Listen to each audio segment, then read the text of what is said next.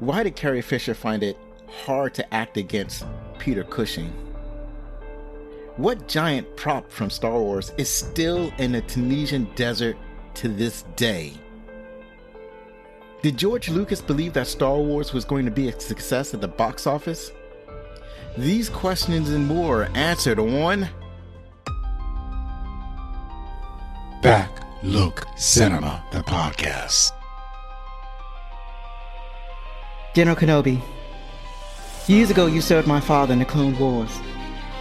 Now he begs you to help him in his struggle against the Empire. I regret that I'm unable to present my father's request to you in person, but my ship has fallen under attack, and I'm afraid my mission to bring you to Alderaan has failed. I have placed information vital to the survival of the rebellion into the memory systems of this RT unit. My father will know how to retrieve it. You must see this droid safely delivered to him on Alderaan. This is our most desperate hour. Help me, Obi-Wan Kenobi. You're my only hope. Hi, my name is Zoe. It's spelled Z-O or Z-O for those of you outside of the U.S. Welcome back. This is the special 200th episode of Back Look Cinema, the podcast, where we take a look back at the movies of yesteryear, especially the movies of the latter half of the last millennium. If you like what you're about to hear, then tell your family, tell your friends, and tell that nerdy-looking farm boy over there about Back Look Cinema. Now I have a special announcement to make. As you know, I haven't had guests on this podcast for a very long time, but this is the 200th episode, and for this very special episode, I want to talk about my favorite movie. It's hard to talk about what my favorite things are, but it's easy to talk about my favorite movie, and I have a movie podcast, and I think that it's finally time to talk about that movie. And I didn't want to talk about that movie alone. I had to have somebody who shared the same passion for this film and this film series. And when I listen to him talk on other podcasts, when I hear him talk on other folks' podcasts, his own podcast, he and his wife, I feel like they share the same passion and feeling and love and joy for this film and really the whole film series. So ladies and gentlemen, right here, right now, I want to welcome you to listen to and have a very passionate response to these two people I'm about to bring on the show right now. And these two people are Rod and Karen from the Black Guy Who Tips podcast.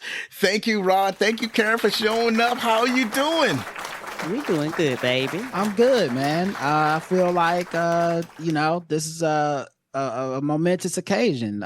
Congratulations on the milestone 200th episode. Yes, a lot of podcasts they do not do make not it this see far. that. The average podcast is literally like 9 to 10 episodes. And I always love talking Star Wars, so we appreciate it. Yes, we are talking Star Wars.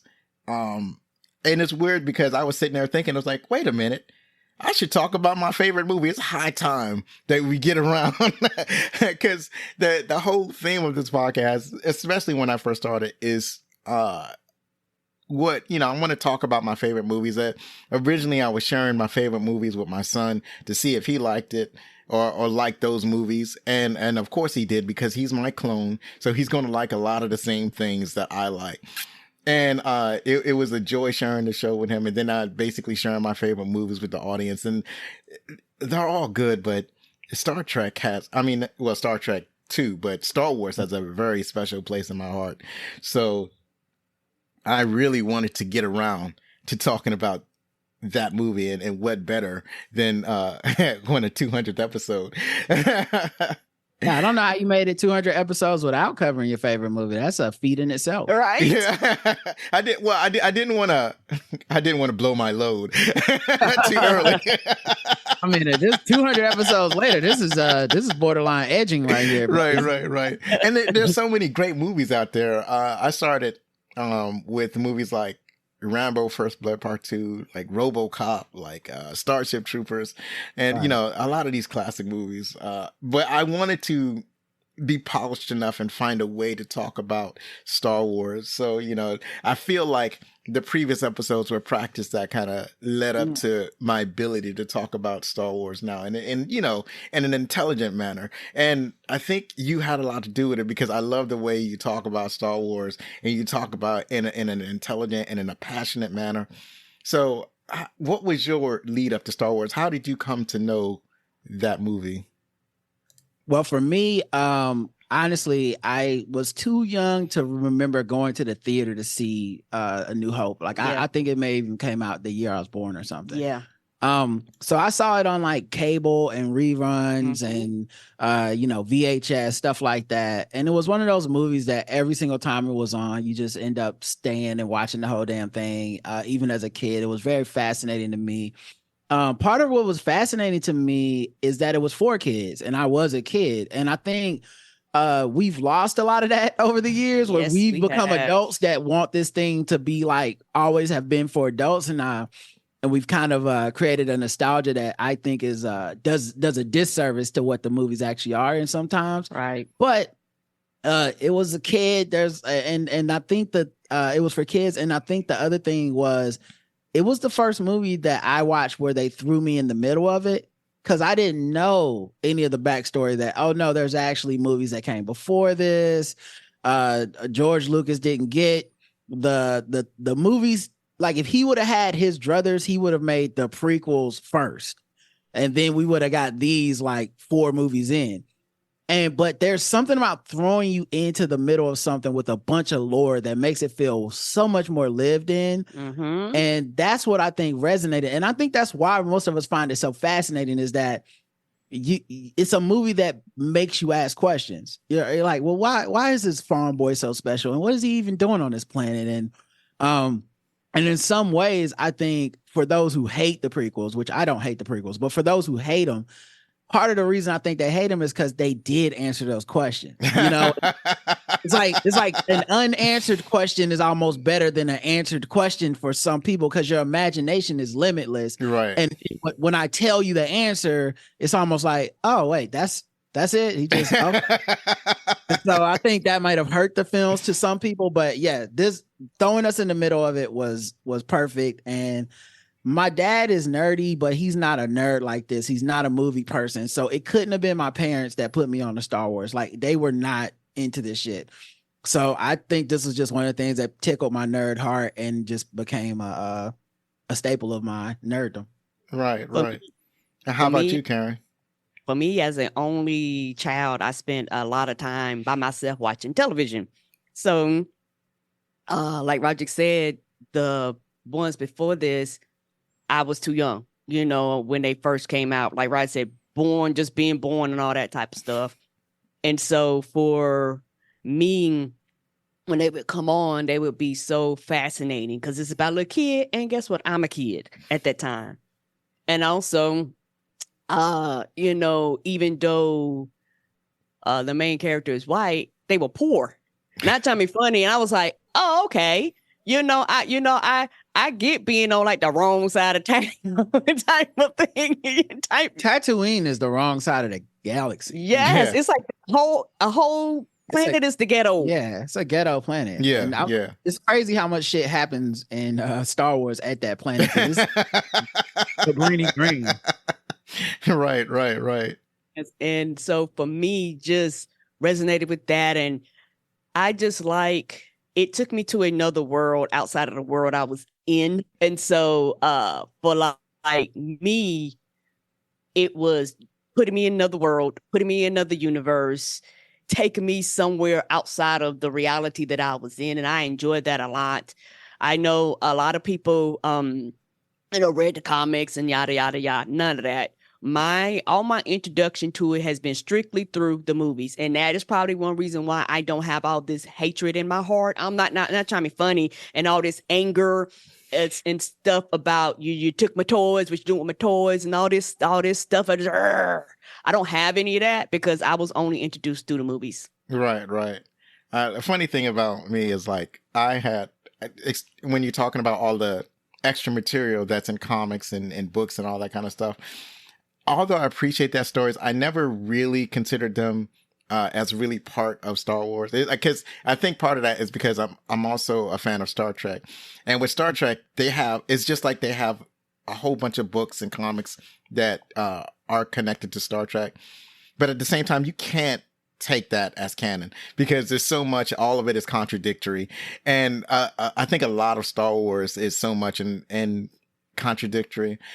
I mean, I took it serious up to a point, but it's like, but it was just me glad that there was like extra stuff and that because there was a long drought between like after Return of the Jedi, like there's nothing. It was like Star Wars was over. So after Return of the Jedi, anything that was regarding Star Wars, I would try to consume. So I didn't care if it was canon or not. I'm just going to do it. But as far as my Star Wars journey, it was long and arduous. So I remember seeing a trailer for Star Wars when I must have been 7 years old because it came out in 1977. So I'm pretty sure I was out of diapers, but I was definitely wearing drawers. And it came out in the summertime. Well, I was seeing the trailer in the summertime. And I'm pretty sure it was the summertime because I was at my great grandmother's house. We used to spend our summers in North Carolina. There's a little place called Rose Hill near the coast. And we just I was watching TV one day and the trailer came on and we were hyped. We were super hype about that movie. But the nearest movie theater is like 40 miles away. And I was like, we're children. So they're not going to drive children to the theater. It's 40 miles. So right. I'm a fan of Star Wars. And at that point, I'm a fan of Star Wars just from seeing the trailer. Like you see the lightsabers, you see laser battles. That's all I got out of Star Wars. And I was a fan. And then later on, after seeing the trailer, I don't know, somehow my folks got in their head that I love Star Wars. I don't know if I told them or they just saw my reaction, or maybe I talked about it a lot. I can't remember. But I eventually got a pop-up book. So there was a pop-up book do you remember pop-up books? I do. So when you open the pages and the thing pops up, and sometimes they have levers and the levers go up and down on some of the things, and they had thick pages. And I read and played with that pop-up book until basically it was ruined. You had pop-ups that came loose and wasn't glued down anymore, or the levers that didn't work, or pieces that would just come up missing because they're broken off. So I love that pop-up book, and I read it over and over again. And then later on, I eventually got a tape, and I believe it's an edited version of the radio drama. When Star Wars first came out in the movie theaters, the British, they love a good radio drama. So the actors had gotten together and they recorded a radio drama series of Star Wars. So I got a audio tape. It's only 60 minutes. I'm pretty sure it's only 60 minutes. So they had a bunch of stuff taken out. But most of the audio, well, I think that for me, Star Wars is an audio experience because I listened to that tape over and over again. It's like without a break. I just love that. So a lot of what I know about Star Wars is from that tape. And, it has all the sound effects, all the music. It had all of that in that 60-minute tape that I listened to over and over again. And then I finally got to actually see Star Wars, but the flip side is it was a silent film. So one of my best friends when I was in elementary school, he was also a Star Wars fan. We would draw pictures of Darth Vader and whatnot. We would talk about Star Wars all the time.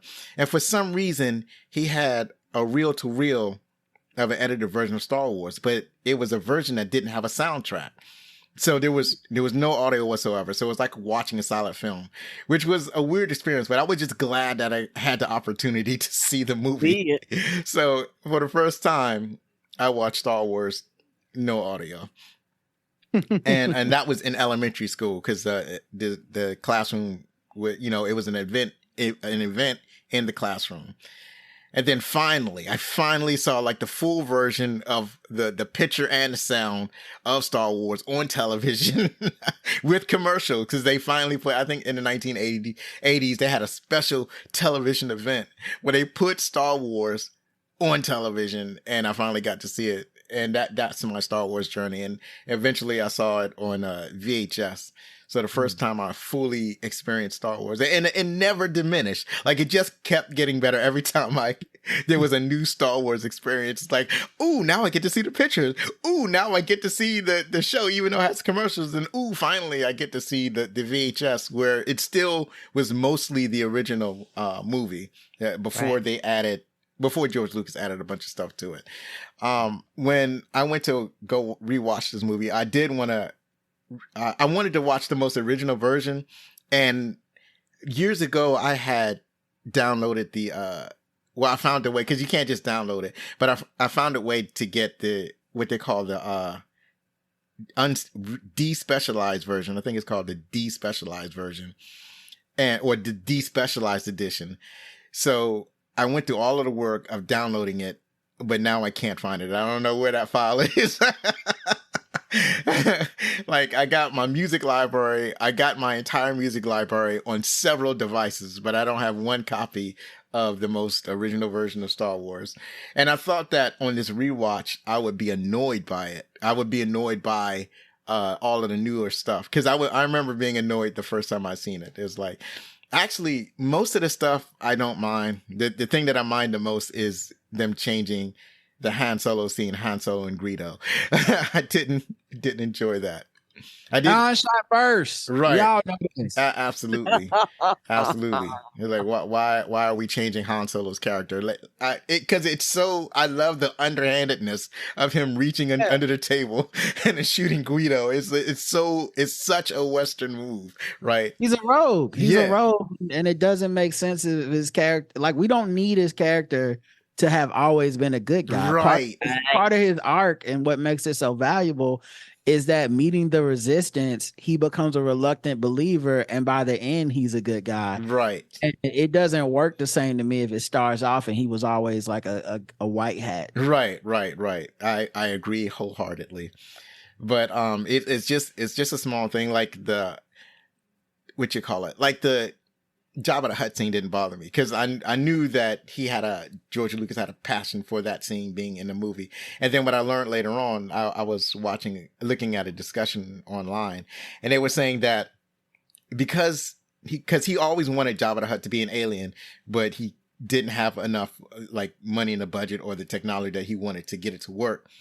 So instead, he put the Greedo scene in, and that was supposed to replace the Jabba the Hutt scene.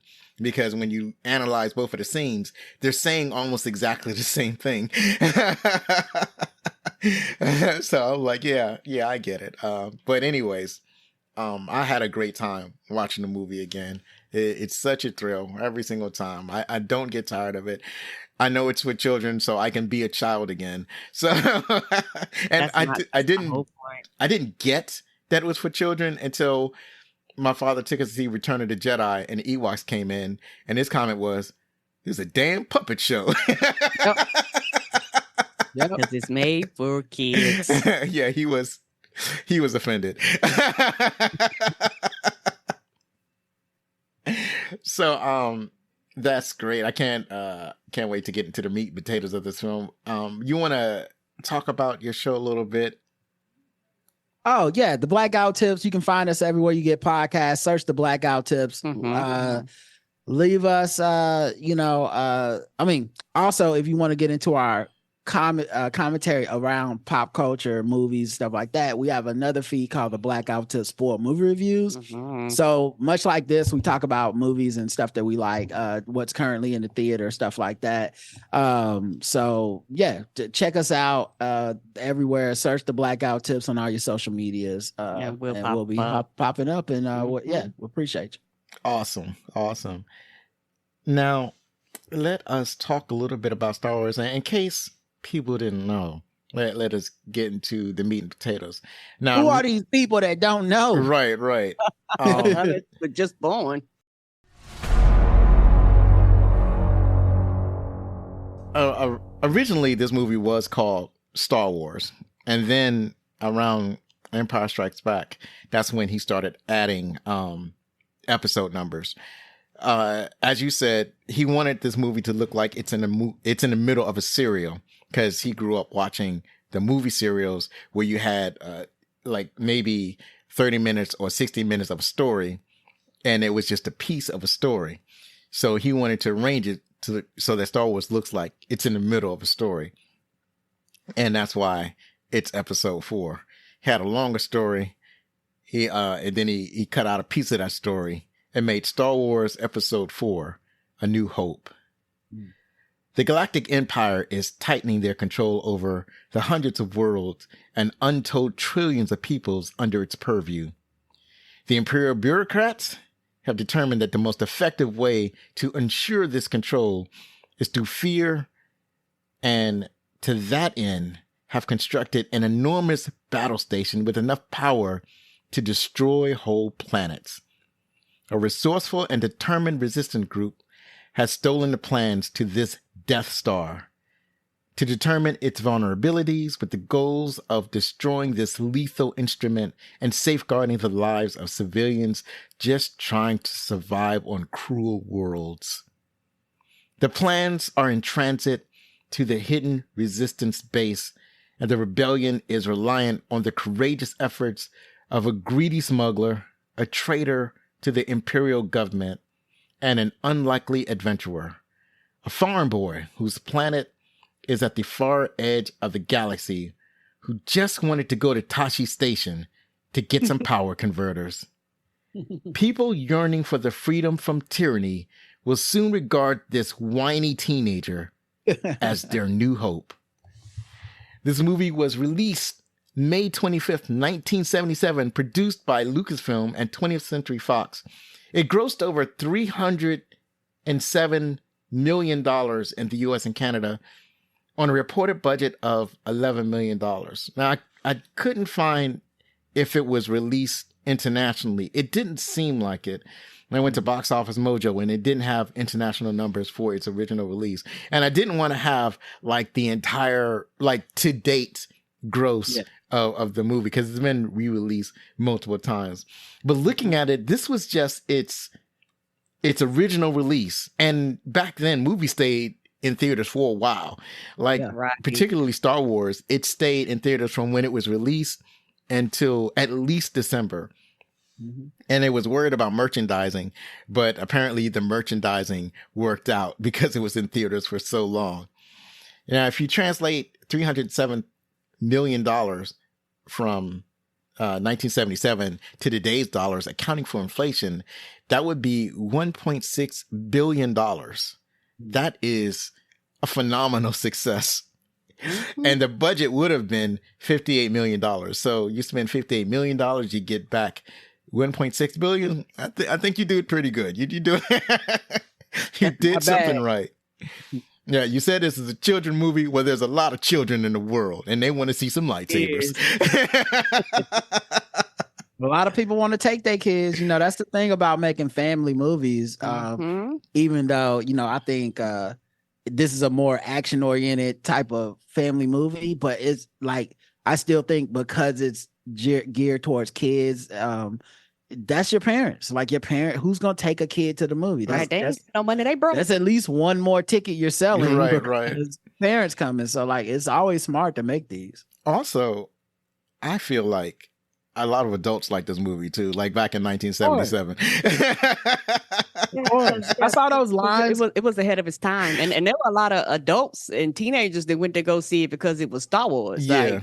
Well, it wasn't. That's the thing. At the time, it wasn't Star Wars yet. You know, it's the first one. Right. This is the start of it. Right. It made something of itself, and the word of mouth is really where it grew. Like I've watched a documentary about it a long time ago. I can't remember the name of it, but like there were lines around the building for this movie because you know this is before the internet, before.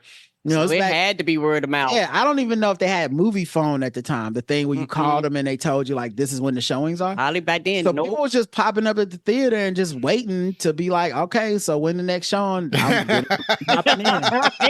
Now the movie theater is the people that probably got all the phone calls asking them, you know, when it's playing. Yeah, you know, because I'm pretty sure like probably had newspapers, but. Depending on the person, they might not could afford. Now, trying to find a newspaper, so how else we gonna know? It was just it was a tent pole Right. pop culture phenomenon. Well, it was it the place to be. It's a And- combination of things. It's the newspapers, but it's also television because Siskel and Ebert was a thing back then. Yep. And there were shows like theirs, but they were the most popular. They were like the movie critics that you would watch on television back in those Right. days. Like every news station had a television or had a movie critic, so you can watch that for free. So you had the trailers, you had the movie critics, and obviously they had the same type of marketing like on buses and billboards that they have today. But I think it was a combination of the movie critics and the word of mouth, and also the merchandising. yeah, the merchandising. They had some merchandising at the time, but it didn't blow up until after Christmas, I think. And But the thing is, like, that kind of helped the phenomenon grow. yeah, Like, yeah. it grew beyond just like a movie once kids were playing with Boba Fett. Like that, because Boba Fett's barely in the damn movie. Right. Well, he's not in the first one at all. Exactly. Right. So like once you got kids playing with a character that don't have lines, basically, you made the money. you made something bigger than anything you could have imagined. So like it just became the thing to be, the place to be. I think and this was the beginning of all that. Right. And what's really frustrating is when they did the market, I think I remember the marketing campaign for the action figures, because like I didn't see Star Wars, but I wanted their action figures. And it's like, well, if you want this action figure, you take this, you go to the store and you buy a piece of cardboard and you hold on to this piece of cardboard and you mail in this piece of cardboard and we mail you the figure, some weird thing like that. It was like, because they couldn't make the action figures fast enough for the movie. So shout out to George Lucas too, because he got that merch, that license deal, and that's why he rich. Right. There was like, because it's like, okay, I would do the movie for only a portion of the salary that I'm supposed to get if you give me all the rights to the merchandise. And it was like, we don't care. It was like the studio was like, we don't care. You're not making any money off of this. We don't care. Yeah, take it. Right. And they underestimated how that shit was gonna sit. I bet you they seen them sales. They was like, God damn it. So, Karen, why don't you start us off talking about who starred in the movie? Yes. Mark Hamill as Luke Skywalker. He was in movies as Corvette Summer, The Big Red One, The Night the Lights Went Out in Georgia, and Guyver. Yes. He's had some, these are the films that he's been in. And obviously, we know him as the Joker on Batman. He's been other voices in other cartoons, and he's appeared in other like TV shows. But like, if you want to talk about a second iconic role for Mark Hamill, it would have to be the Joker from the Batman Adventures. Yeah, him. That's That's an iconic role. like that. And honestly, if you never told me he was the Joker, I never would have guess. known. Right. I wouldn't have known. guessed. I did not know he had the range. Right. Absolutely. And I think he even on the WB, I think he even played like maybe Toy Man or something like that. And it was very Joker-ish type of role. Yes, it was. And like the delivery and everything, I'm like, yo, pardon me, Mark, I didn't know you had the range. Yeah, absolutely. Harrison Ford is Han Solo. He starred in American Graffiti, The Conversation, Raiders of the Lost Ark, The Fugitive. I feel like, I could go on and on and on about Harrison Ford's career. He's probably the biggest star to come out of this franchise. Yeah, absolutely. If anybody had, like, obviously there's some other actors that were already huge successes and they came on to basically boost the film. But as far as somebody who got their career from this film, it would have to be Harrison Ford. We covered The Fugitive in episode 113, and it's going back to that. It's basically him and Tommy Lee Jones just making that movie. And he's been just absolutely fantastic as an actor, just telling people to get off his plane as president. Yeah. To give him his son back. Right. Yeah, just doing the most as Indiana Jones. He was just the president of the United States as the Red Hulk just this year. Right. But he just stays with a job. Being a responsible leader and going to jail for Right. red hulking out is like, I wonder what lesson they were trying to teach another similarly toned presidential figure. oh my God, you talking about a political leader that's taking responsibility for his actions? Say it ain't so. Right. Interesting.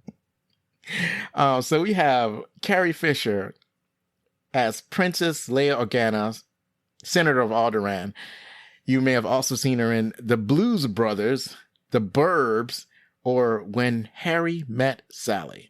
And she's been in other films, but it's not so much films as far as acting that she's really come into prominence. It's really as a script doctor, a screenwriter, someone who will fix your messed up script. There are a lot of people that give credit to Carrie Fisher for doing that. Also, shout out to her. She was a voice actress on Family Guy for a while too. Oh, I didn't know for a while. I thought it was like maybe for an episode. She played a few.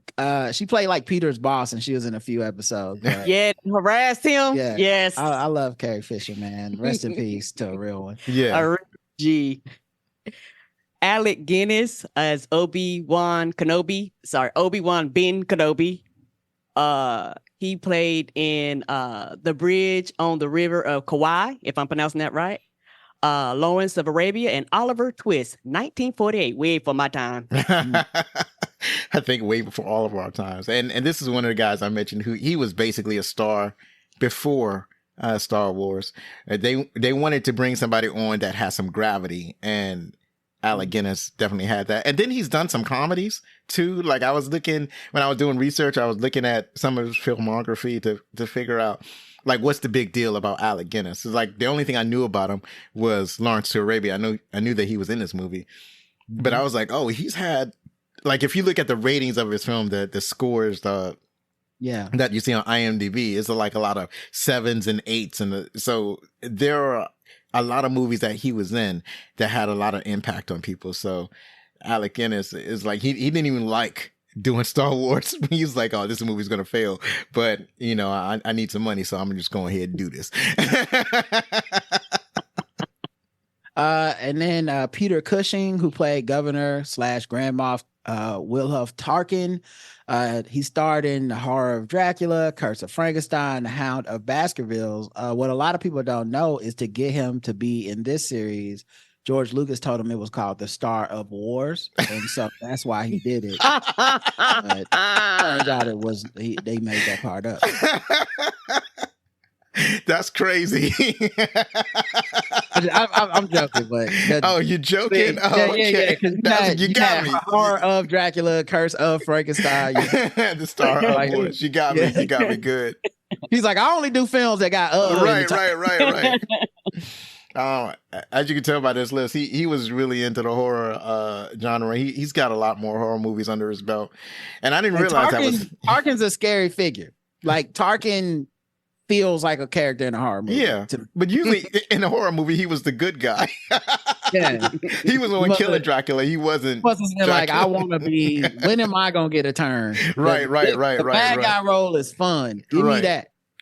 It may have been the shoes. We'll talk about Peter Cushing's shoes in Star Wars later on in the trivia, but that might be why he has such a, off-putting demeanor. But I didn't even know he was Sherlock Holmes and the Hound of the Baskervilles. I think I've seen pieces of that movie, but I never watched it, the full movie. But yeah, he's another real one. Up next is Anthony Daniels. He played C-3PO. He starred in pretty much all of the Star Wars movies, the games, the cartoons, and that was his job. What is Anthony Daniels' job? His job is to be C-3PO. He don't need to do anything outside of Star Wars.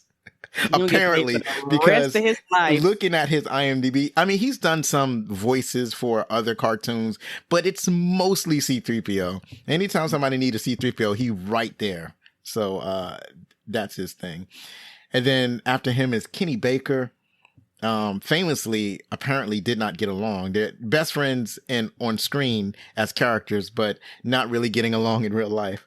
Kenny Baker played R2-D2. You may have seen him in Time Bandits, The Elephant Man, or Amadeus. I covered that one in episode 146. And when I was reading the credits, I was like, wait a minute, Kenny Baker? So obviously in these other films, he's not inside of a robot. So, you know, you basically get to see him. Have some interesting trivia about Kenny Baker as R2-D2 also. Peter Mayhew. That's good. Yeah, Mayhew. Played Chewbacca, Killer Inc., and Terra. Okay. What that they were in. Mm-hmm. I'm not familiar with any of those movies, but Killer Inc., he was apparently the star of that movie. So, but you know, we know Chewbacca. We know you as Chewbacca. That's what you will forever be known for. Mine is kind of controversial because it's David Prowse as Darth Vader. He was in Clockwork Orange and Frankenstein the Monster from Hell. But I feel like if you say Darth Vader, all of us really think James Earl Jones. Right. And we not that body acting has nothing to do with a film because we just watched Megan 2, and obviously that's not the voice. The person who does the action is not the person that does the voice. Right. But man, iconic. James Earl Jones is just iconic. And then what's crazy is he didn't even get paid that much for the role. So not only did he not get paid, he was not credited. They did not credit James Earl Jones until Empire Strikes Back because he did not want the credit. It's like he's fine doing a little bit of work for a little bit of money and not getting credit because he really did. Most of the actors didn't take this movie seriously. So it's like, you want me to do this little bit of role? Fine. It's like, I think he probably had the same attitude as Alec Guinness.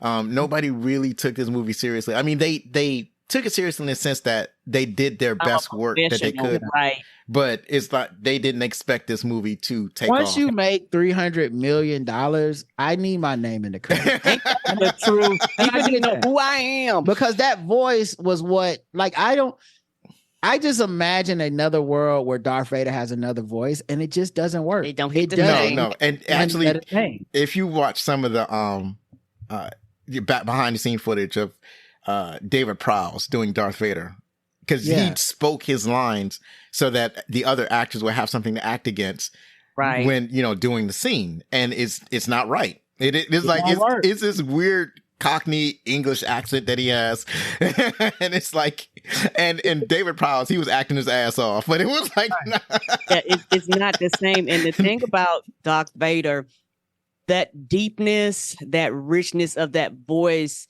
made the character an over-the-top villain. So when lightsabers start shining and force choking and things like that, you're like, oh shit, like you might actually die. Right. And it's just something. And he sounds black.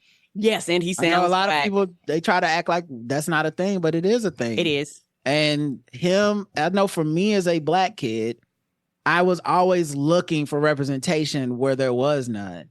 It's why Lex Luthor is black to me in the cartoon. Yes, he is. And you can't tell me that Olive Man ain't black. Yeah. I love that they made Lex Luthor racially ambiguous in the cartoons. Yeah, it was great. He got that deep voice that sounds like a brother. And the same thing for this, and there's so many, Jazz and the Transformers. Like Transformers don't have race, but if Scatman Crothers is voicing you black to me. Right. That's absolutely true. Destro was black to me. He was dating the thickest woman on the show. I said that's her brother. So I'd be remiss. I have to just shout out James because when we talk about, why was this fascinating for me as a black kid? Because there's a bunch of sci-fi stuff that didn't pull me in. Right. I don't see anything about this that makes me want to be in this world. Ain't that the truth? Matter of fact, most sci-fi until I got older was just what happened to the black people. To me, it was we can believe in space. We can go anywhere in the world, but we don't exist. Right. This future got one brother. What happens? So like him being to me almost the main character, right? He's the bad guy, right. And like most heroic films, the bad guy is really the actual fun role. It's the one that we're actually, when he came on the screen, it just, the music and everything, it just took over the screen. And he's not in, Darth Vader as a character is not in this movie that much. Right. But right. he don't gotta be, because when he shows up, you're like, that's death incarnate. that was all of this that came together. Yes. And the thing about the character is so iconic that in the newer versions, it was like maybe 3 minutes of him just in the hallway turning black, red lightsaber, just fucking everybody up. For Rogue One. Rogue One, while they trying to get to Carrie Washington. I'm not Carrie Washington. Princess Leia. Princess Leia. And that was like the most scariest 3 minutes of my life. And I remember when we was there, I was like, "Oh, they're gonna make it." Then I was like, "Oh shit, they might not make it." Type of thing. And so that tells you, even after all these years later, the character is still as iconic as it was back then. Yeah. It's funny that you said you knew that Darth Vader was black, and I didn't know. That was a culture shock for me, because for me, it's like people used to tell me when I was growing up, or they asked me, why you talk proper? Because I didn't talk like the people, my friends that I grew up around. And it's mainly because my grandmother, we had to use proper grammar when we was around her. Yeah, and I used to get A's in English. So, Me too, but there's still something to the vocal intonations of people where I can tell they're black. You just hear on the phone. I can tell when it's a black person that's just talking proper. Like to me, it wasn't even a talking white, talking black versus like, you not singing ain't and using, like it wasn't that. It was just, I heard that brother. I said, is a black man running the goddamn universe? Apparently he is. They letting him do this. He the best man in the universe. And he wasn't taking no L's in this movie either. So it was like, he was scary. And I was as much looking forward to the sequel to see what he would do as I was any of the heroes. Right. The funny thing is that I found out that he was black when my mom asked me, I wonder what's going to happen when Luke Skywalker found out that Darth Vader is black. I was like, huh? Honestly, it didn't hit me that he wasn't black in the movie until I Am Your Father. And I'm like, right. What you talking about, Willis? You his father. You might want to go on Jerry Springer for this one, buddy. Right. Get a DNA test. That kid does not look like you, buddy. Yeah, that's exactly right. So, yeah, James Earl Jones, obviously coming to America. He's been in. I know he played a boxer one time. I can't remember the name of the movie. And of course, Meteor Man. Of course, was he in Meteor Man? Yeah. Yes. Oh my God. Played a homeless person in Meteor Man. Everyone's in Meteor Man. I feel like if you was black in Hollywood and you wasn't in Meteor Man, that means you was fucking up that year. Yeah, you was. And of course, he was in most of the Jack Ryan films, whatever the Jack Ryan films with Harrison Ford. So they acted together, which is fascinating. He was in those films. So he was in Patriot Games. And the sequel, I can't remember the name of that, but yeah, he's always been a fantastic actor. I think my favorite role is probably Coming to America, and one of the things I like to also he's the voice in The Lion King. He is the father. Yeah. So Mufasa. Yeah. So one of the things I liked about Coming to America is that there is a point where he actually turns on his Darth Vader voice, right? I don't know if he did it on purpose, but it was that time when he's looking for his son in America, and he goes to McDowell's and he's asking for his son. And then it's like, well, if you see him, you make sure you contact me. And he puts money on the table for his troubles. And it's a picture of Eddie Murphy on the money, right?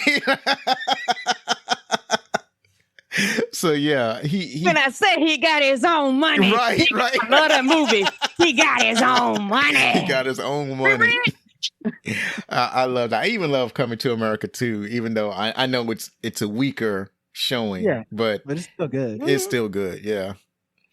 So moving right along, this movie was directed by George Lucas. Now, obviously, we know that he has directed other Star Wars films, but outside of Star Wars, his other most notable film is THX 1138.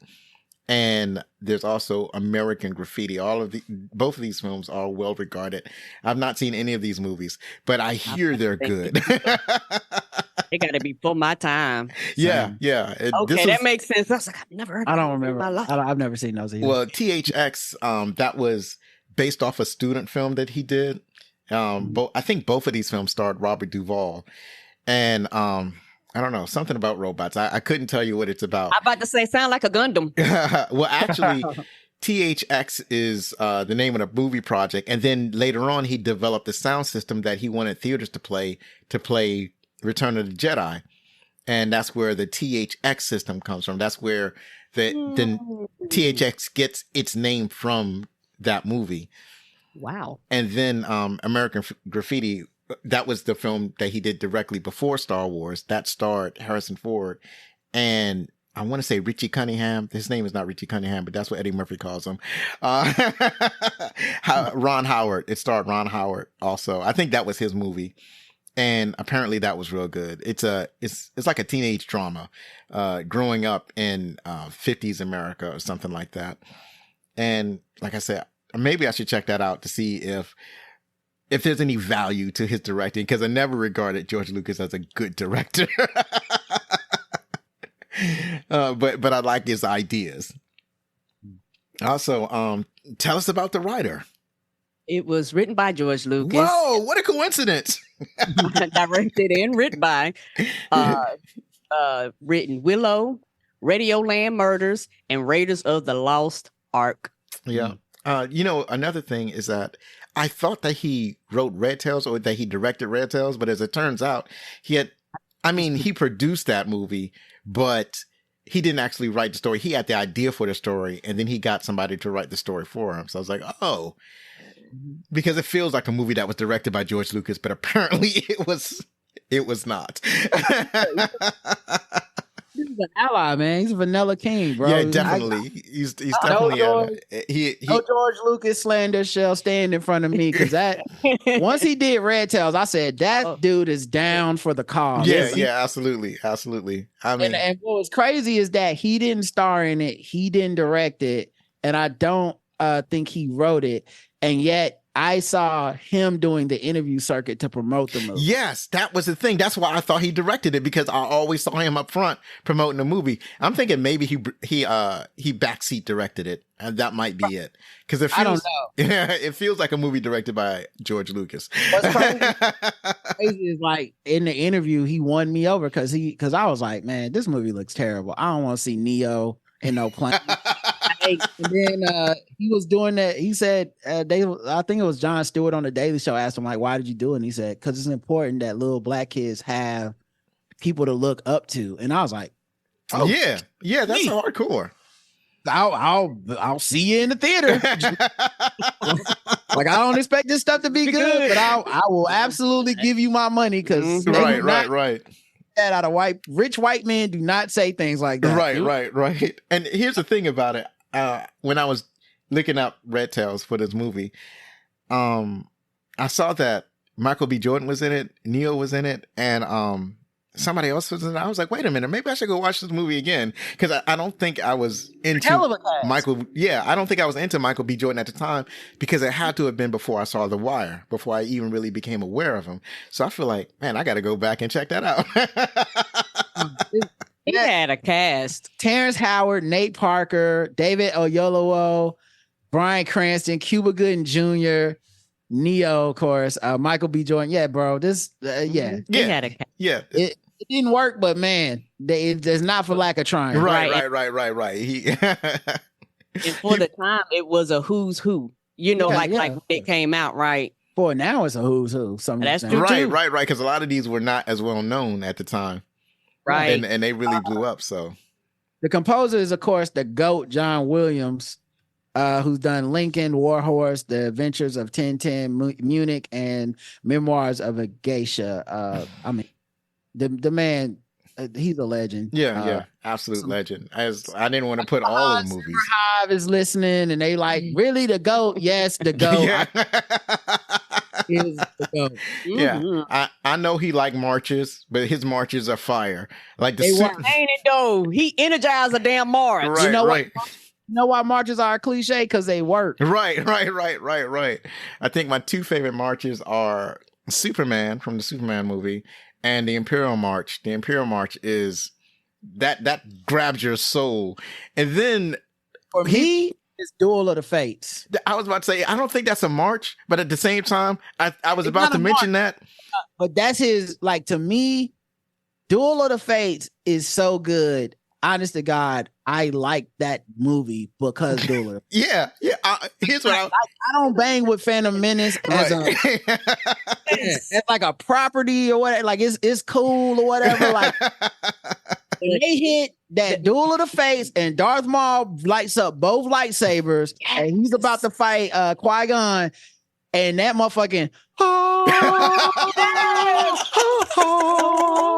I said I was like, oh, bitch, I'm it in. took 2 hours, but I said this is the Star Wars. Yeah. Right? Yes. Yeah, That y'all yeah. did that. I still to this day, I left that theater and he tricked me. I was like, that was great. Right.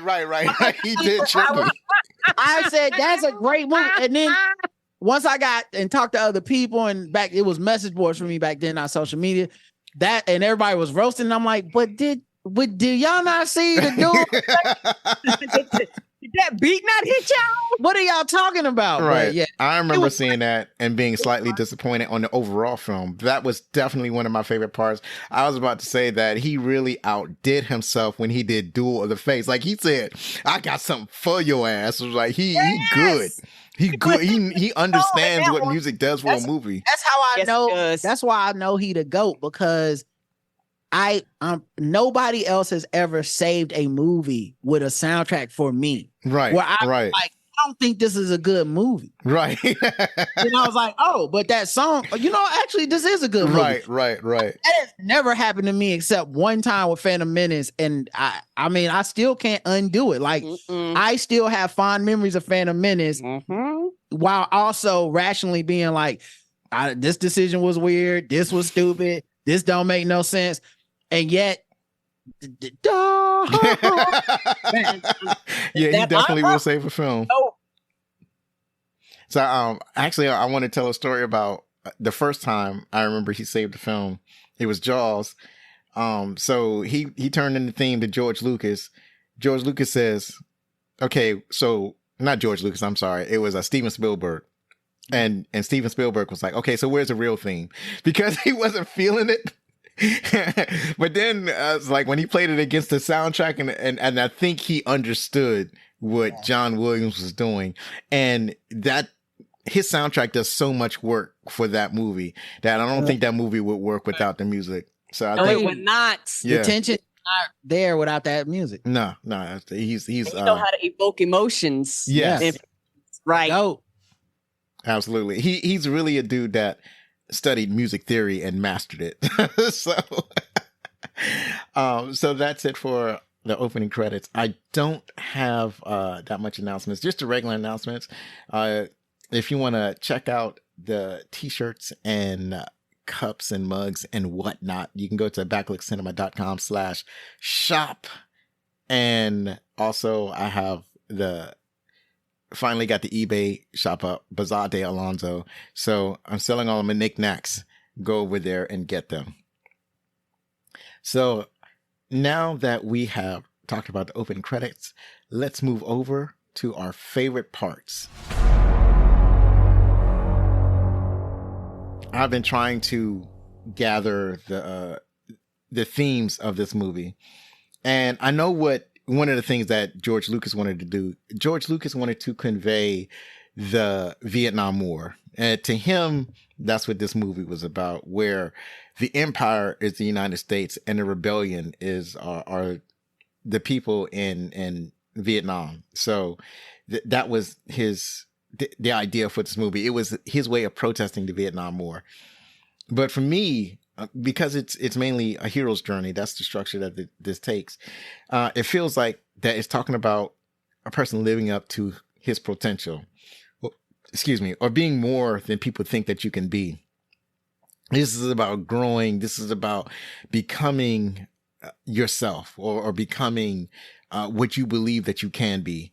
So I believe that might be the theme of this movie. Now, admittedly, I've been struggling with themes in some of these movies. That recently did American Ninja, and to tell you the truth, it was a struggle finding a theme for that movie. So, do you feel that am I on the right track with Star Wars?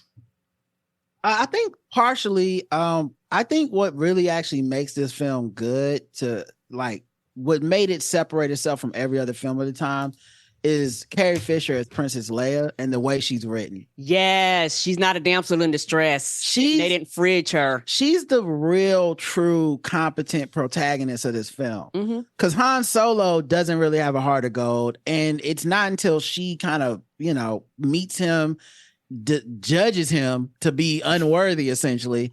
And then he spends the rest of the film trying to prove that he's worthy. Luke has a good heart, but he's so in over his head and he's bitching and complaining the whole time. She's the only one who's not there whining and like, oh my God. And when she does get free, she grabs a blaster and is like, let's fucking go. Right?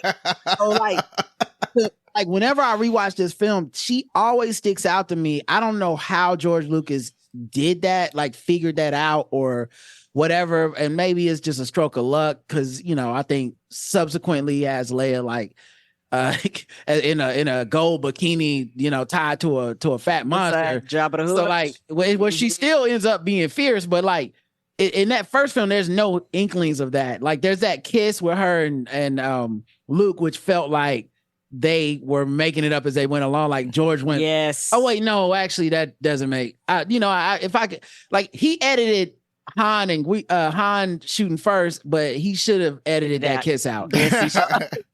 Well, to be fair, she kissed him for good luck because they might have fallen to their death. He kissed her. She kissed him on the mouth. They were brother and sister, and it was 40 years before incest porn took over. So, they didn't know. They didn't know that they were brother and sister. It was weird, but George knew. My point is George knew. Right. Well, I don't know. See, I would say that I don't think George knew. Like, George knew the overall story, but I don't think he knew all of the details. And I think that's something that he added later on. Right. This goes towards my point when I said it felt like they were making it up on the fly. Yeah, absolutely. Yeah. So like every moment in the movie, except for that kiss, in my opinion, every moment in the movie feels it's avant-garde for a woman in a sci-fi flick for the time. Honestly, a lot of people eating off of George Lucas' portrayal of Leia because I don't think we get Ripley if there's no Leia. Nope. Like I feel like that Carrie Fisher was the archetype of like what is a badass woman protagonist who's not waiting to be rescued. Type of even when Darth Vader comes in and she's the one that's still talking shit to him in herself. Oh, she does it in the beginning of the movie. Yes, like she was built different. Even the way she kind of like she didn't really beg Obi-Wan to come, but it was like on some like, hey, come on, remember you work with my daddy now. Like don't be no bitch now. Come on.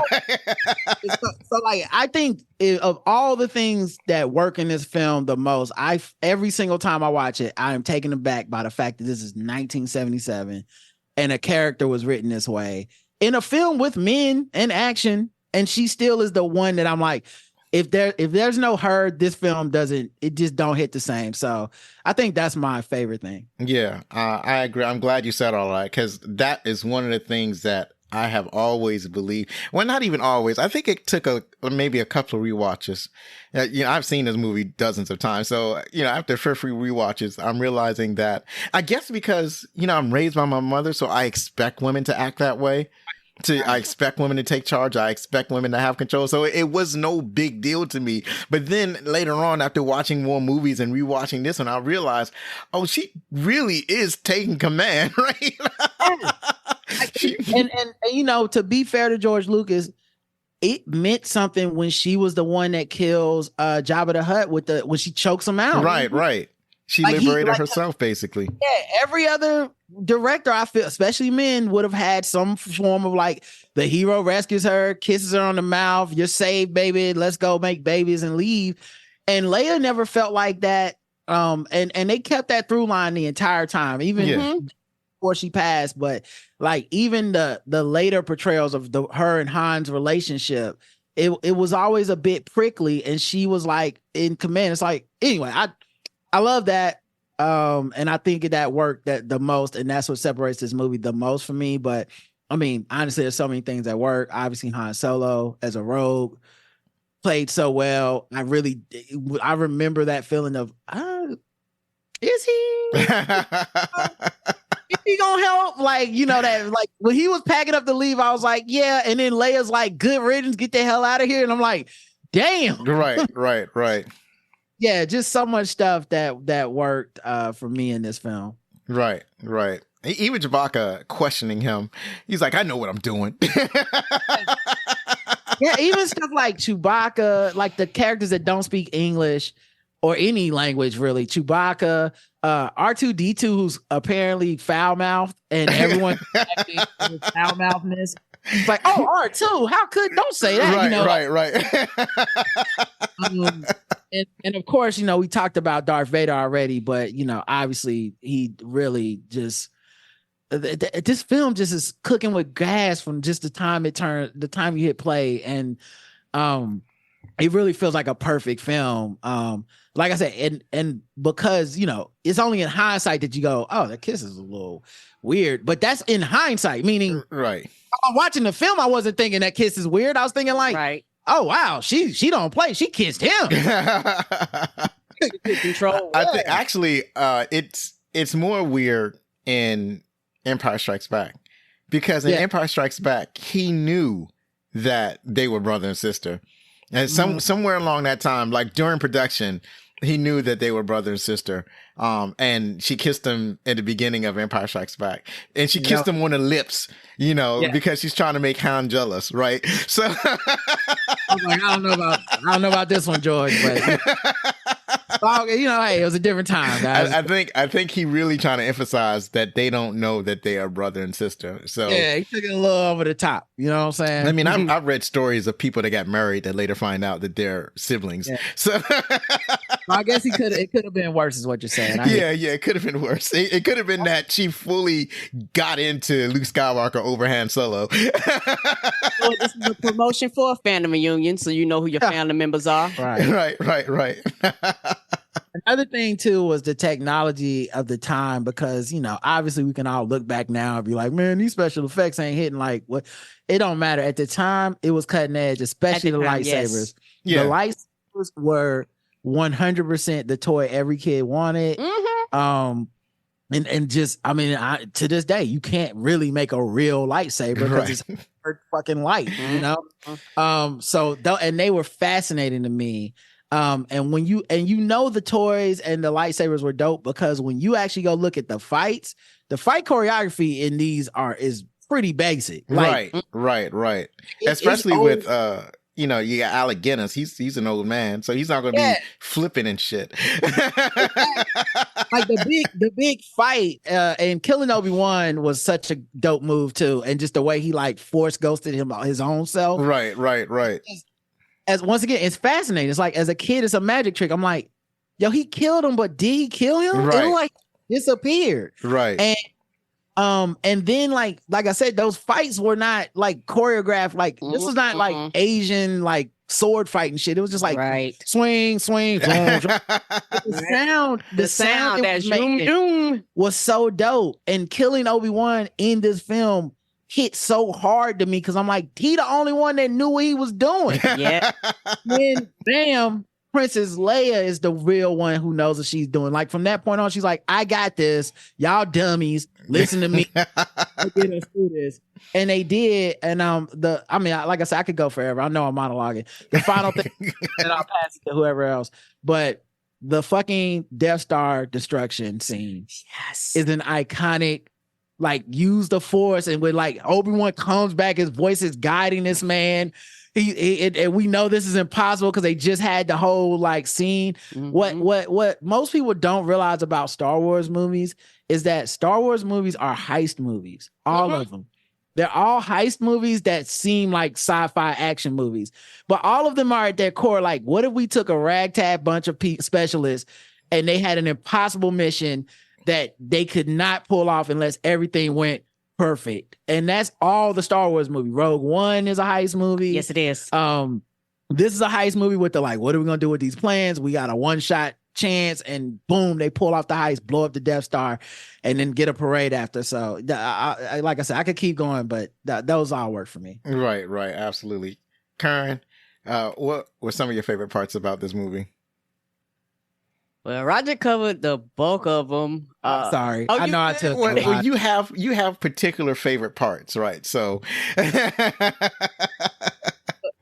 and I think for me, the biggest part, like Roger said, was Princess Leia, because like Roger said, before that time, it was just seeing a woman be like the center, like she's the centerpiece, the vocal point. And she was loud, she was rude, she talked back, she didn't take no shit, she was not humble, which kind of prior to that control really wasn't given to women. It will always be like, shut up, bitch. And next thing you know, she's getting smacked, or bitch or slave. Something like that to quote unquote put a woman in her place. And the thing is, she knew how to be diplomatic at the same time too, because she was a princess. Right. And so it was like she was wearing many hats. And so I really just kind of appreciate that string and that fine line that they drew through that, because at any period of time it could have went wrong. You know what I'm saying? Like they could have messed up a line or had somebody do something misogynistic or anything like that. And you would have had a completely different, people would have felt differently about the story, because even a lot of the people that are angry now and want to, go on the message boards and like the view bomb shit, you talk to them, this is some of their favorite shit. Well, then, it's like they don't even understand what they like. Right. It's like, you watching? What's going on with all this DEI and these women? Right. That's how it started. That's basically why we're here, is because Princess Leia was that fucking awesome. Right. It's like, where have you been? And like, I love how like her sex appeal is not really part of this film. Like, no. Right. Like at a time where like, go, just watch movies from that era, even the sci-fi movies, it's like this hot chick. Right. And like, and it's not that you can't find her sexy or whatever, but it's just, that wasn't the point. Right. And another thing I forgot to mention, another great scene, the tentacle monster in the trash. Right. The trash compactor. It's the power time. It's just the power of imagination. They show you just enough. You still never see what the fuck that whole creature looked like. Right. Nope. Right. It scared the shit out of me as a kid. I was like, what is in that? Y'all just got these in y'all ship and y'all okay with that? Like, it was just, man, it's a phenomenal film. Right. And I think for me, it was one of those things where kind of watching it in real time, but like, after the movie theaters, watching it in real time, I was like, oh, they might not make this. Like, this mission just sounds impossible type of shit. You know what I'm saying? I was like, the dark side actually might win type of thing. And it was like, all of a sudden, he became focused. And one thing, and to this day, good, bad, or indifferent, I like the concept of the Force, because it can literally be anything you want it to be. And I appreciate that, because it allows you to do things kind of outside of, it allows people to expand their imagination, but at the same time, keep them in reality. Yeah. I also want to shout out the Tusken Raiders and the Jawas.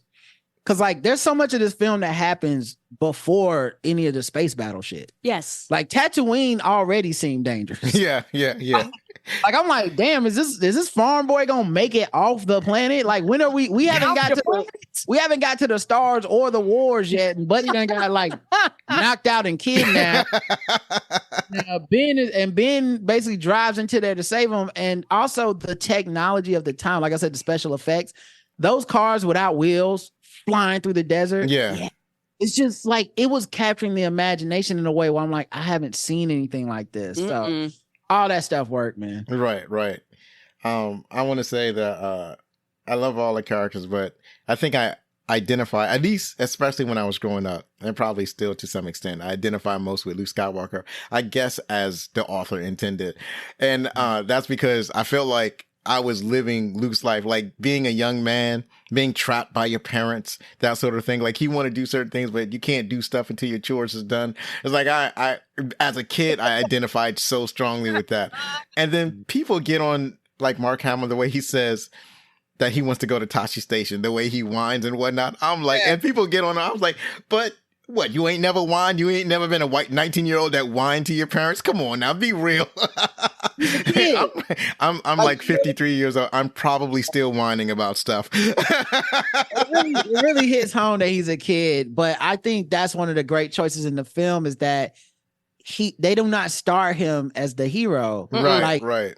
I would argue in the first film, Carrie is the Princess Leia is the hero of this film as far as like fully formed, out the box, watches her planet get destroyed and goes the Cam Newton gif of like, okay, on the sideline, like that. Put me in, coach. Let's go ahead. and from that point on, she just puts them on her shoulders and carries them. And of course, Luke hits the major shot, but you know, it's like when Michael Jordan passes the ball to Steve Kerr. It's like, he hit that shot, but we're giving Michael Jordan the MVP. Right. He was the MVP of this film, and that just meant so much at the time. Because when I look at this film now, and I go, why did this stick with me over all the other films of the time? And it was a lot of them. It's clearly because of her. Right. Yeah, she really was. And I'm glad that you said those things, because when I had watched the film and I watched her in particular, watch her take command and control, it's like, oh, she's way more important than what we are led to believe. Like we're led to Luke Skywalker, but behind, like right beside him, she is really the one that is moving the plot along more than any of the other characters. They're only doing stuff and going places because of her, right? So it is amazing that the work that she did. Luke gets to be whiny. Yeah. Because I feel like if she's not so dope, it really would be like, I don't want to root for this guy to save the universe. Like he's a kid, he's in over his head and he's complaining, and of course he's not. We're the audience. We're omnipotent. We're seeing everything. So he's not seeing Darth Vader. We are. Right.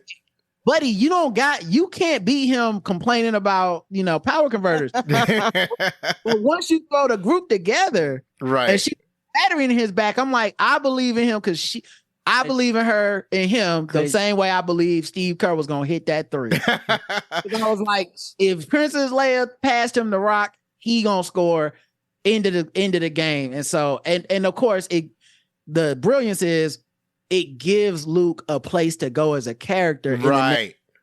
In the later films, he starts to mature and he becomes a character that they intend for us to believe him as. Exactly. And the other thing is that the whiny tone is like, that may have been like the Tashi Station, that may have been the strongest, but it kind of carries throughout the film. So there's there's a point where Ben wants Luke to join him and go to Alderaan, and he's like, I can't go out there. And it's like, I feel the same way. When I was growing up, my mom set boundaries. It's like, you stay in an apartment complex, you don't cross that street, you don't cross that street, right? And so my friends like, let's go over to the store. And I'm like, I can't go over there. I'm like, but mom, she says I can't cross the street. Right. That's your mother talking. Yes, that's right. That is my mother talking. And if I disobey her and she finds out, she's going to whip me. So, I have to deal with the consequences of that. Not y'all. Right. So later on, it kind of returns when Luke is trying to convince Han to, once they get inside the battle station and they're safe inside, Obi-Wan goes out to shut down the tractor beam. And then they find out about the princess, and Luke is like, come on, we gotta rescue her, right? It's good, man. But then it's funny because he changes his tone and he's like, she's rich, powerful. If you rescue her, you know. You know what motivate Han? Yeah. I think that's when Luke starts to change a little bit. At the end, not so much of a tone, but it's like you can see the little bit of a shift into his heroism. So you have they're the last three fighters, the last chance that they have to destroy the Death Star. And he tells his wingman, okay, we're going in full throttle. That ought to keep those fighters off our back. And I think it's Wedge that asks, but Luke, at that speed, will you be able to pull out in time? He's like, it's just like Beggar's Canyon back home. And it's like, but if you're going, you might be doing this too fast. What about the towers? And he says, you worry about the fighters. I'll worry about the towers. Because he had that battery in his back from later. Right. Absolutely. He had a lot of pressure on because he wasn't supposed to be the one to destroy the Death Star. He was like, oh man, everybody else is dead. Porkins.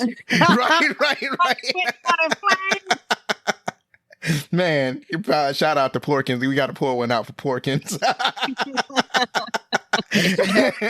One for the homie. I don't know why his family call him Porkins. Wasn't right. I think the movie grabbed me from the first shot. Also, the film is after the crawl. The film opens up, and then you see a spaceship flying. You know, regular spaceship. You've seen these spaceships before. They're fine. And then this enormous triangle comes, chasing it, shooting at it. It had me. It's like when they say you have me at hello. Star Wars had me at hello, and they showed that enormous spaceship. I was in like Flynn. The special effects in this movie were revolutionary, and obviously they changed a lot of the spaceship battle, especially the end battle at on the special editions or whatnot. But the special effects for the time, even the original battle, was magnificent. Yeah. So I'm in love with all the creature effects, all of the laser battles, the lightsabers, just everything is just outstanding. It's like I was fully bought in to Star Wars. Or like when Darth Vader makes the impression. It's like the film knows how to make an impression with his character. Bursts into the spaceship, I forgot what it's called. Bursts in Destroyer? Well, Princess Leia's ship, the blockade runner. Bursts into the blockade runner. He's a large black figure surrounded by these white soldiers or white suited soldiers, and then grabs one of his ops by the neck and raises him off the ground. And it's funny, right? Because obviously he could have did it using the Force, but I guess he wanted to get up close and personal with this one dude, choking him out as he is looking for, and it's like really establishing him as a danger, as a threat, as some force to be reckoned with. You got to remember, I was like, that's a black man. They had me at a brother that was choking white people at the every black person has felt that. Right. We haven't done it, but every black person has had somebody where they was like, if I could force choke your ass in front of everybody, right. I would do it, and he was doing it. Right. And one of the things that got me was the dialogue. Even though I didn't understand the dialogue, it made me believe it. So like when he's talking to Princess Leia and she's trying to convince him we're on a diplomatic mission, and Vader is like, well, if this is a counselor ship, then where is the ambassador? And I'm like, oh, he got bars. He done told her, but I don't understand what that means. Right? It's like, well, I guess a counselor ship needs an ambassador, and Princess Leia, she fumbled the ball on not having one. So, what you call it? You have, you had mentioned already R2D2 talking to C3PO, and the thing about it is that you don't know what R2 is saying, but you know everything that he's saying based on his conversation with C3PO. And so I like how smartly that was done. That was awesome. Great. They were a great odd couple. Yeah, they were a great couple. and all his manners and his oh my, oh dear, like all that. What's your language? Yeah.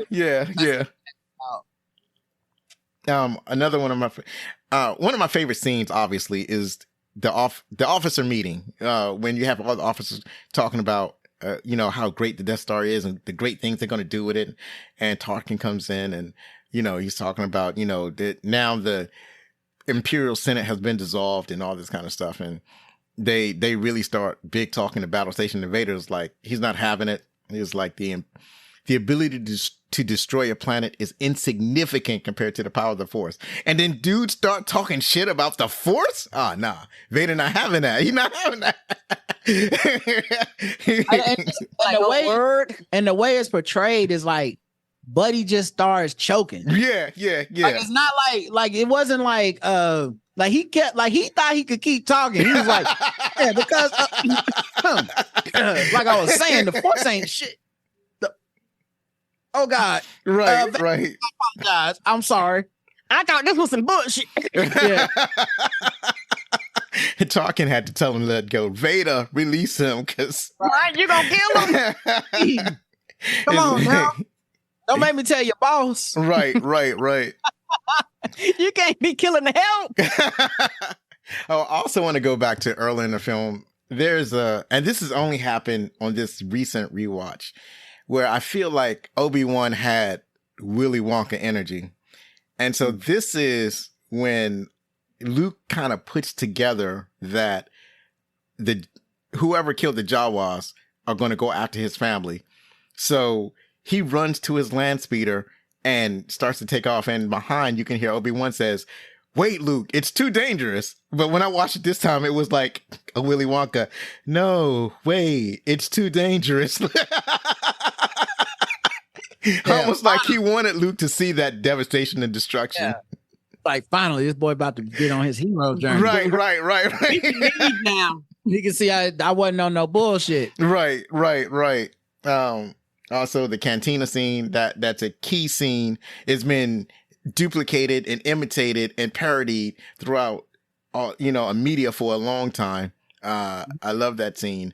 Especially, it's funny that they had changed the way the lightsabers work, and in the later films, basically after this film's lightsabers were cauterized the wound. But in this film, Obi-Wan cuts dude's arm off, and you see there's a lot of blood. And I remember how shocking I felt. It's like, oh my God, blood. But you can rationalize by saying that species whose arm he cut off bleed differently. Or maybe their wounds are not as easily cauterized. But that was everything in the cantina is fantastic. Right. And then I just want to point out Alderaan's destruction. So that's the scene where this is the only time when Princess Leia at least pretends to show a display of weakness. So it's like probably the scene that lives in my head, because mainly because of the tapes that I listened to over and over again talking about where I listened to this movie. So this is when Tarkin and Vader has Princess Leia. It's like they're going to execute her, but first let's see if we can get one more time to get her to tell us where the rebel base is. And Tarkin is like, "We have chosen to test the station's destructive power on your home planet of Alderaan. It's only then do you have a moment of weakness, because that's her home planet. There are millions of people." And then she gives up Tatooine, and they're like, "Okay, well, you may fire when ready." And that's an actual moment of weakness for her. And that's an amazing scene. There's everything about that scene was totally awesome. It was reasonable. You know what I'm saying? Like, right. That's a lot. You're looking like a lot of people are going to die. I think that if she would have known they were going to do it anyway, she wouldn't have said nothing. Right. Absolutely. And it showed you can't reason and capitulate with fascism. Right. Bitch. Right. And that's why later on when we see her, she hardcore and like, oh no, fuck them. Right. Yes. And you know what? I think that might be the theme of this movie. You cannot capitulate to fascism. Yeah. No, you can't. You can't. Not even a little bit. Nope. Right. They'll take everything if you allow them to. I mean, shit, that's the theme of Star Wars, really. Right. I still remember Billy D in the sequel trying to be like, this deal keeps getting worse all the time. Because it's fascism, nigga. It's not going to stop. Can't stop, won't stop, to quote a terrible person. Another evil Darth Vader. Right. He might not have blown up planets, but he blew up careers. Yeah, absolutely.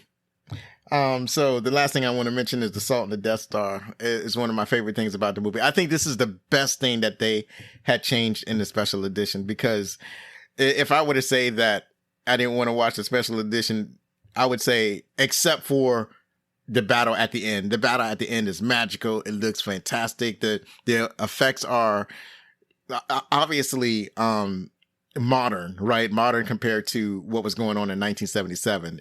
They're absolutely beautiful. The space battles look way more dynamic. I kind of wish they had done that treatment when the Falcon was escaping from the Death Star, because it's still, when Han says, I know a few maneuvers, and he's still just going slightly to the left. I remember they made fun of that on Family Guy. And they're like, we can't track him. He's going slightly to the left. Right.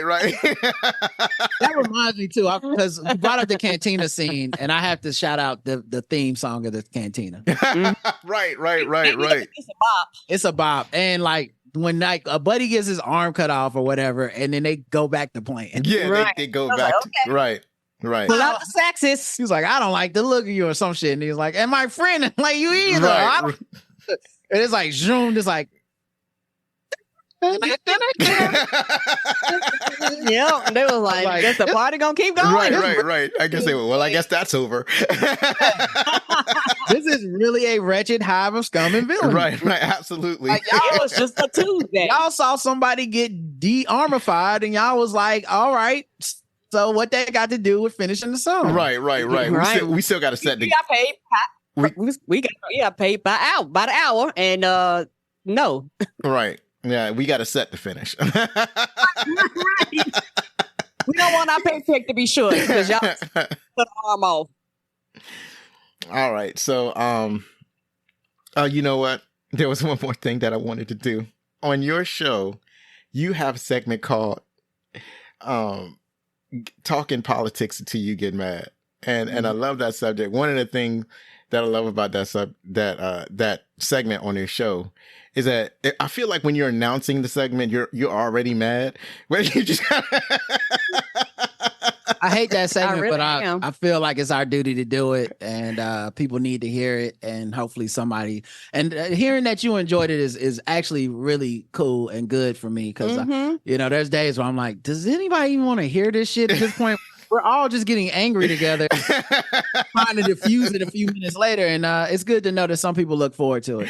Right. Well, I'm glad you stopped the segment just as you start to get mad. Yeah, I can't do a whole hour of that shit. And it's either one of us, him or me, which one. Right.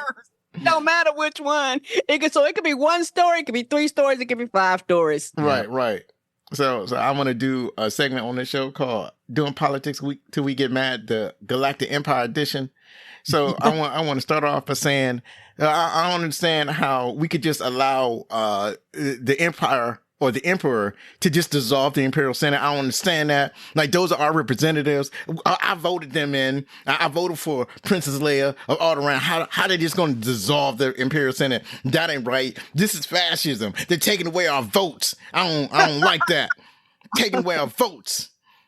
Right. And then I hear the Jar Jar Binks ain't doing nothing. right. Like, what you doing, Jar Jar? Like, get up there and stop this shit. Right. Not only did this man dissolve the Senate, this man went away and went to a whole nother planet and came back alive later on, so the fascism still continues. Man, even without him, even when he was gone, they continued the fascism. I don't agree with that. I feel like I need to throw my support behind the rebellion. I hear that they doing donations. I feel like they should start a GoFundMe so I can donate because I ain't gonna fight. I'm I'm kind of old. I ain't got no skills that they can What the use. hell are the Jedi?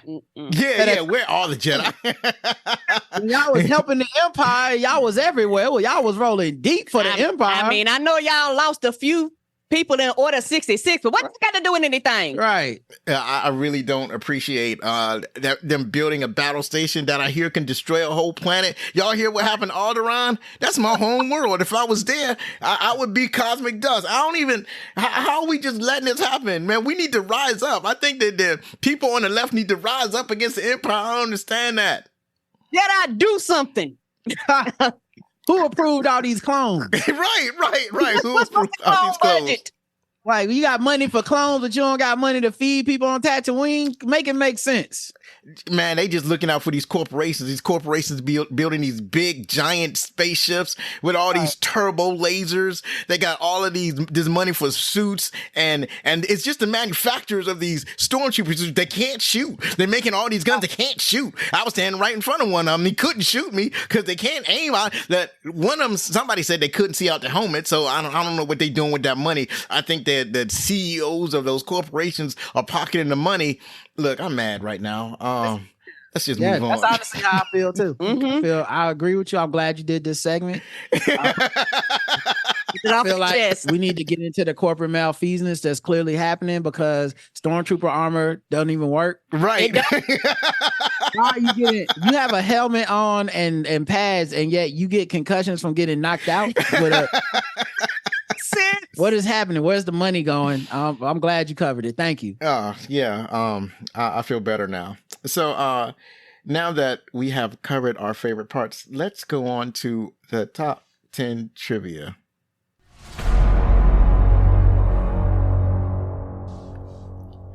So I'll start us off. We have George Lucas was so sure that this movie would flop that instead of attending the premiere, he went on vacation to Hawaii with his good friend Steven Spielberg. It was on that vacation that they came up with the idea of Raiders of the Lost Ark. But then that was a good vacation. Yes, that was an excellent vacation. I mean, it was great 2 times. It was great because A, Star Wars was actually a success, and D, they came up with another banger of a movie. So it absolutely works. Yes. In the early drafts of the script, R2-D2 could not speak English. And he would... He could. I'm sorry. He could, speak English. And he had rather foul language. Although R2's English speech was removed, many of C-3PO's, say that 4 times, reactions were left in, which actually made the movie hilarious because it was like, oh my. Right. What's your language? I do want the original cussing version. That would be hilarious. It's probably not good. Like, it probably wouldn't test well with kids and stuff, but I do kind of want to know if he was just like, man, fuck you. I'm like, what? I'm like, man, just get in the goddamn life pod.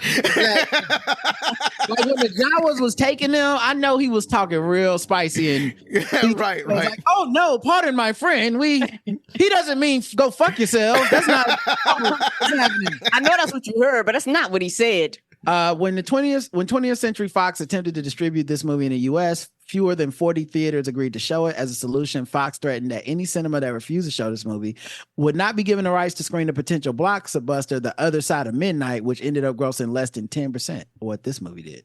Yeah. That was incredible. That was like, it's incredible that they're able to strong arm the theaters into playing the movie. And at the same time, the movie that they would rather play not doing as well. So that's incredible. From themselves. Yes, they did. I'm sorry. Like, you know how big this country is for you to be like only 40 theaters? Right. Yeah. That's crazy. That's disrespectful.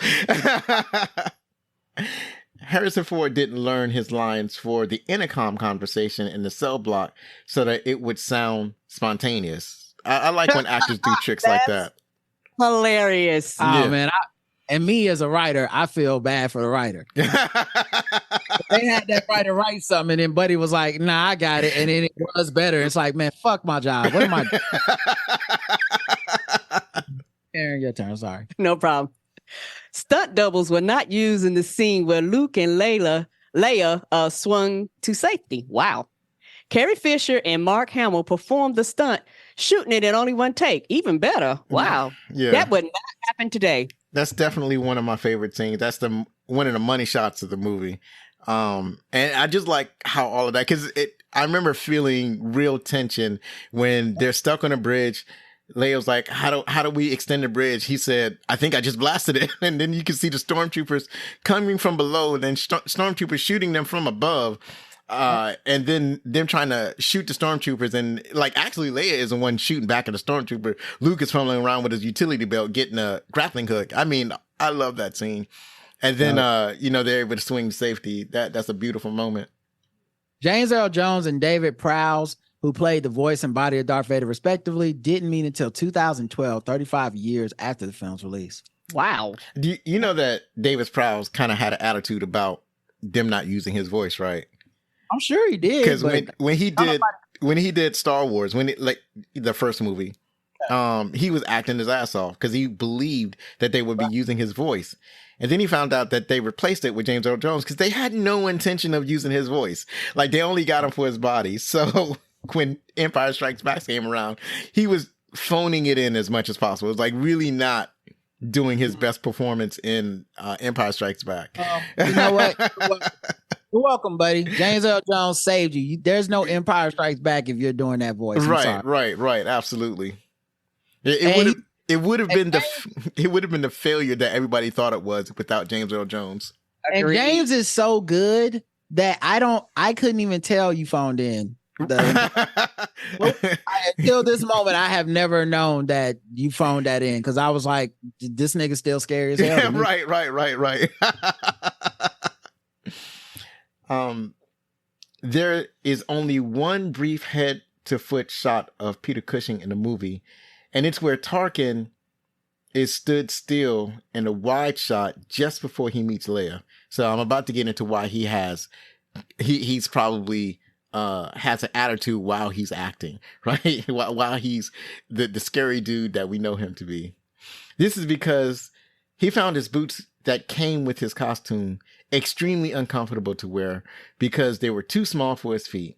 And George Lucas gave him permission to wear his own fuzzy pair of slippers on the set for the majority of the filming. Carrie Fisher said, the scene where Leia comes face to face with Tarkin and insults him was the most difficult scene for her to film, partly because she found Cushing to be a perfect gentleman, charming, polite, and humorous, and partly because of the sight of a purposely ruthless man in his fluffy slippers was funny. So she was struggling acting against him. See that? Right. I couldn't tell. She killed that shit. Yeah, she did. Really did.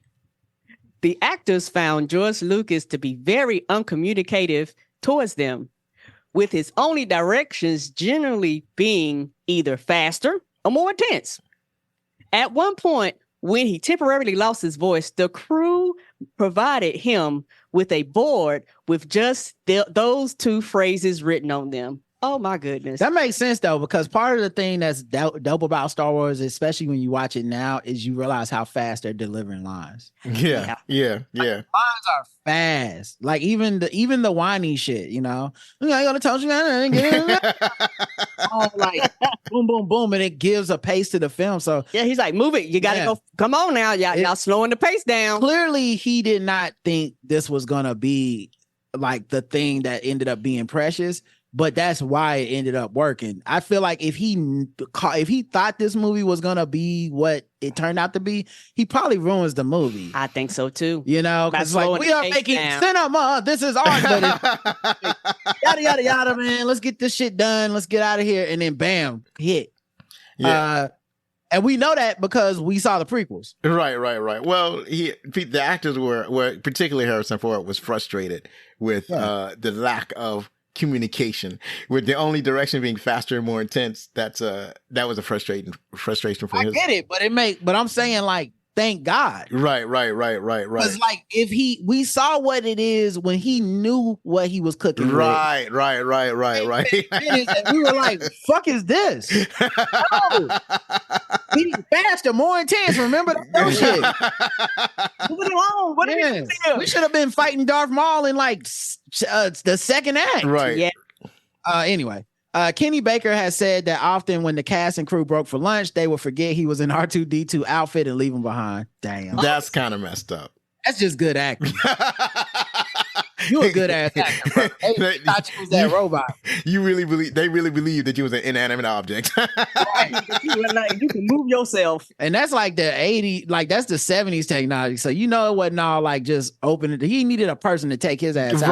Right. I do want the outtakes of him quietly in the suit, like, hello, everyone. Oh, are we broke for lunch? Right. Is anybody out there? Because he can't see. He probably can't open the lid himself. I'd like a No, he sandwich, can't. please. That's why R2-D2 was cussing all the time. Angry. The skeleton that C-3PO passes belongs to a Tatooine creature called a greater Krayt dragon. This artificial skeleton was left on the Tunisian desert after filming and still lies there. During filming of Star Wars Episode 2, Attack of the Clones, the site was visited by the crew once more, and the skeleton was still there. In Mandalorian Chapter 9, The Marshal, locals on Tatooine join with Sand People to fight and kill one of these serpents. So yeah, and that's not the only one. It's the Krayt dragon, and it's the Lars home for Luke Skywalker and his family. That's still in the desert. Wow. So yeah, they built the sets and left them there. Probably charge people to visit now. I don't know if they charge people. I think there was not the skeleton, but the Lars home. I think they had to raise money to like save it or restore it or something like that. But I don't know what happened with those efforts. So that's it for the trivia. And now I'm going to talk about what the critics thought. The critics gave it a 94% audience score, was now at 96%. On Rotten Tomatoes, IMDb Reviews has it at 8.6 out of 10. So yeah, generally pleases people. This is something that the critics enjoy. This is something that every filmmaker wants to make a movie like Star Wars, something that's generally loved. And so that's what we have here. Sean Baker, stream on demand. The special effects pushed the boundaries of what everyone thought possible in 1977. I 100% agree, because that was before its time. Yet audience was so swept away in the imaginary, the imagery, the adventure, and the momentum of the journey that they never stopped to marvel at the technological achievement, which is 100% true, because now we can do much, much more. But, you know, having vehicles fly, having like spaceships, space, like it was before its time, way before its time. It's still crazy to me that George Lucas didn't know what he had on his hands. Yeah, actually, they invented technology to do some of the shots that he wanted, and that's what ILM came out of. ILM came out of him inventing stuff for Star Wars. So yeah, that's absolutely, it was absolutely fascinating.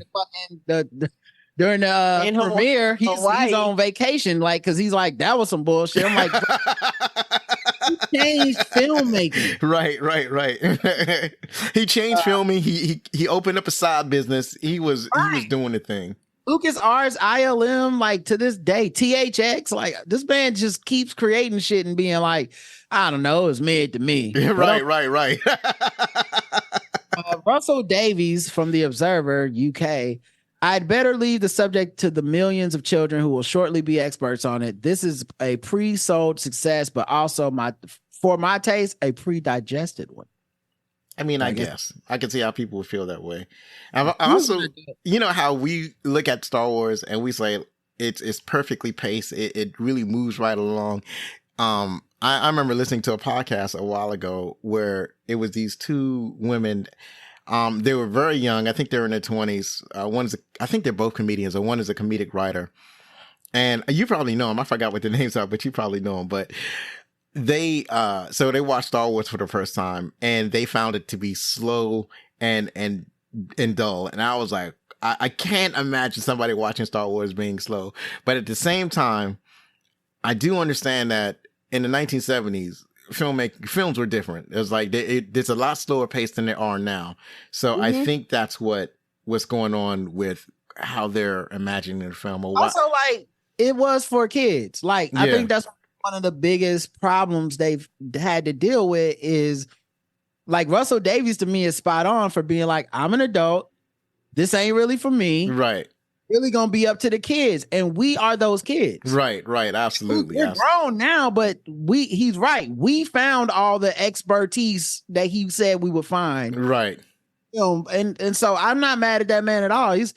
There's stuff coming out today that I'm like that now, where I'm like, yes, oh, that ain't for me. Yeah, absolutely. Yeah, that's for the kids, and I'm not even gonna mess up their party. I'm not gonna shit on it. Like, I ain't my jam. Like, listen, quiet as kept. I don't get Pokemon. Right.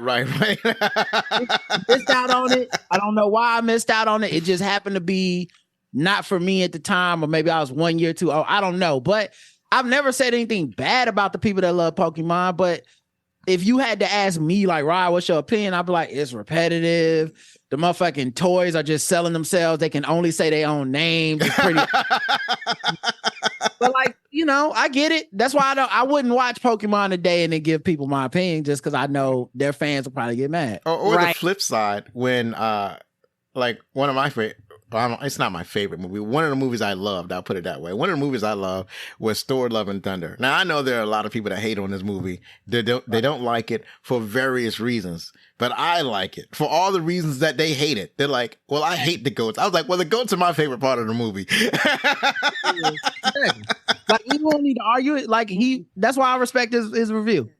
Right. Donna Chernin, Cleveland Plain Dealer, wrote, the 2 hours virtually zoom by. Afterward, you really do feel as if you have been transported to another planet in another dimension. You got to blink your eyes, get your feet back on the ground so you can get out of the theater okay. So yeah, it's that's how it feels to me. I feel like it's zooming by. I didn't even realize until I looked at the count that is a 2 hour movie. I had no idea. It feels faster than that. Hola, Constantino, the Sun Herald, Australia. Apart from the spectacular celluloid tricks, let's face it, the people in Star Wars are Starborns. Starborns. My bad. Yeah, they are Starborns too. You ain't like it. Got it. Yeah, we get it. You ain't like, I don't, like I said, don't see how you thought it was boring.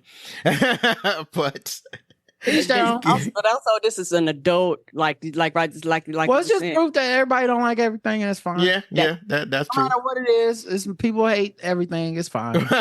Right. Because when Roger was talking about Pokemon, that's kind of how I feel about Minecraft, and the kids fucking love Minecraft. Yeah, I don't shit on it. It's cool. Right. I never played a minute of Minecraft, and I feel the same way. I was like, yeah, I'm glad you kids enjoy it. And then they made a movie, the kids love it. They turned that joint into the Rocky Horror Picture Show instantly. Right? It's like they made all the money. Yeah, they made all the money. The people had the time of their life in that movie. I almost want to see it. But I'll wait. I probably never watch it. On streaming now, but at no point was and I'm sure that it's perfectly fine. Mm-hmm. But at no point was I gonna leave my house to see it because right. That's okay. So finally, Star Wars is, as of this recording, available on Disney Plus.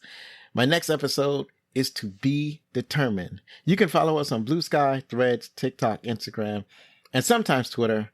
Please contact us with any questions, comments, or suggestions at fanmail.com. I'm sorry, fanmail at backlookcinema.com. Don't even know my own email address, even though I'm reading it right here. Please rate and review on your favorite podcast app. And if you're listening on YouTube, please like or subscribe or leave a comment below. I'd love to hear from you. So Rod, Karen, do you have any additional plugs? You got any shows you want to talk about that's upcoming? Just check out The Black Guy Who Tips wherever you get podcast. We're just out here doing politics till we get mad and making jokes and comedy. And check out our premium subscription, theblackguywhotips.com/premium, where we do talk nerdy stuff. We have a show called The Nerd Off, and we talk about nerd stuff every 3 weeks, video games, movies, TV shows, stuff like that. So if you enjoy our nerdy takes, that's a good place to find them. And if you enjoy our movie takes, The Black Guy Who Tips spoiled movie reviews is a great place to find them. See, and I do enjoy your takes. That's why I listen to your show.